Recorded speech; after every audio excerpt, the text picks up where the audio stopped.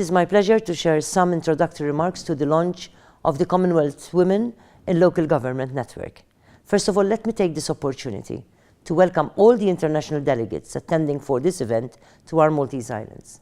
I hope that you shall find some time to explore the beauty of our islands and our Mediterranean culture.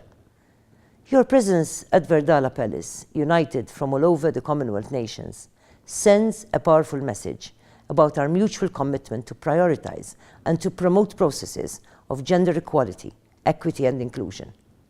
I believe that it is essential for us to not only continue emphasizing the importance of women's participation, but to take action to ensure that women's participation is effectively engaged across all positions of leadership.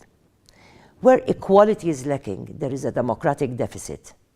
Hence, it is of utmost importance that equality, equity, and inclusion prevail in democratic processes of governance within our communities and our societies. Also, as a Commonwealth of Nations, we are bound by the Commonwealth Charter, which emphasizes the importance of gender equality as a critical precondition for effective and sustainable development.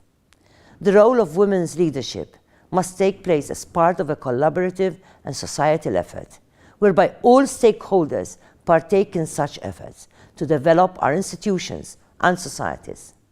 To ensure effective and genuine democratic participation, the voices, the experiences, and the aspirations of women alongside men must be heard at all levels of governance and leadership.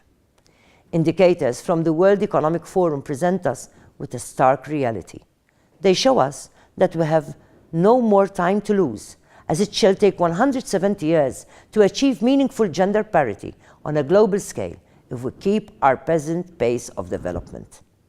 It is clear that in order to pursue the goals of gender equity and equality within our governmental institutions, we must first find active strategies to reform our systems, both nationally and across the Commonwealth.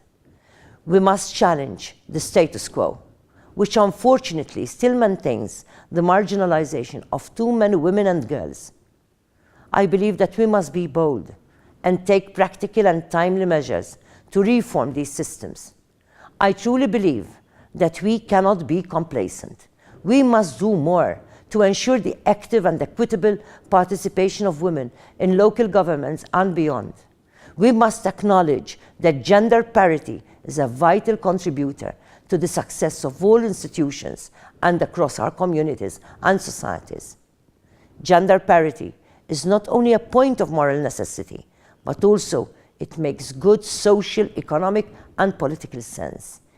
In the area of economic development, a recent Gallup study of more than 800 participating businesses from the retail and hospitality industries noted that gender-diverse business units have scored better financial outcomes than those that are dominated by one gender.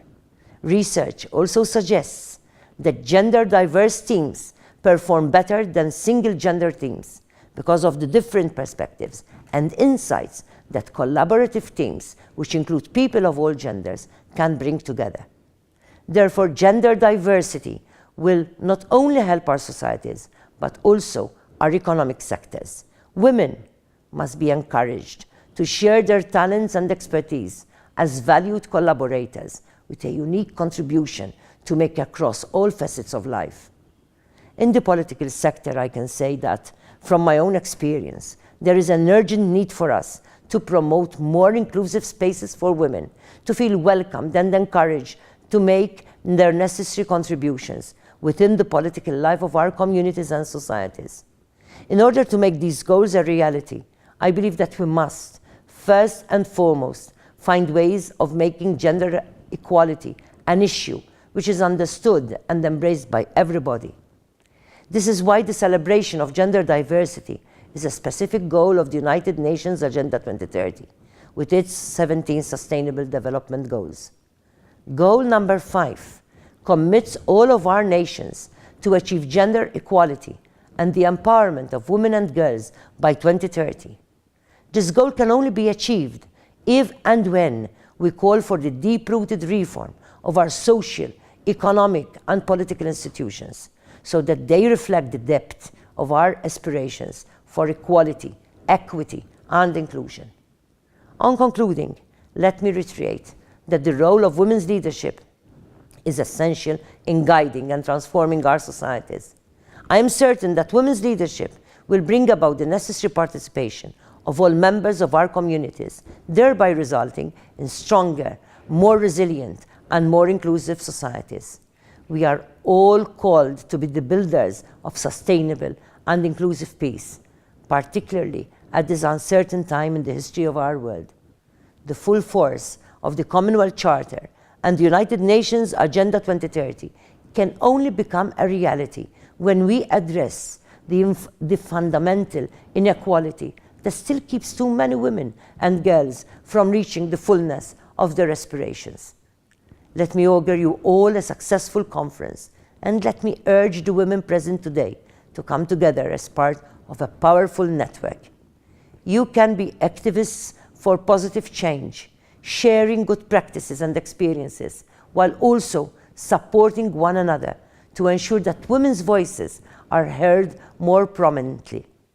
Let us do all that we can to make sure that the empowerment of women and girls within our communities and societies is a top priority on the agenda of all nations within the Commonwealth.